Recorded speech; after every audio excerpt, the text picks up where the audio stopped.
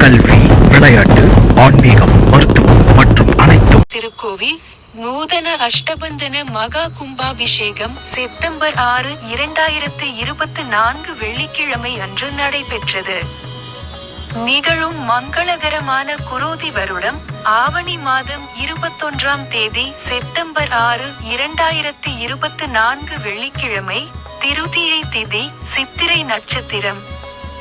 அமிர்த சித்தயோகம் கூடிய சுபயோக சுபதினத்தில் காலை 9:00 மணிக்கு மேல் 10:30 மணிக்குள் துலா லக்னத்தில் அருள்மிகு ஸ்ரீ வலம்புரி விநாயகர் திருக்கோவிலுக்கு மகா கும்பாபிஷேக வைபவம் ஸ்ரீ தேவி துலுக்கானத்தம்மன் ஆட்டோ ஓட்டுநர் நலச் சங்கம் சார்பில் வெகு விமரிசையாக நடைபெற்றது.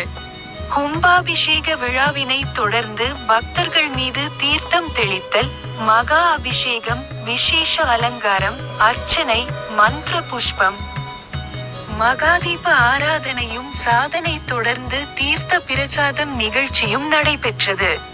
இந்த நிகழ்வில் சோழங்கநல்லூர் சட்டமன்ற உறுப்பினர் லயன்சா அரவிந்த் ரமேஷ், 189வது வார்டு மாமன்ற உறுப்பினர் பள்ளிக்கரணை லயன்வா பாபு, முன்னாள் பேரூராட்சி மன்ற துணை தலைவர் மற்றும் மாவட்ட பிரதிநிதி கே தேவேந்திரன் ஆகியோர் கலந்து கொண்டு கும்பாபிஷேக விழாவினை சிறப்பித்தனர்.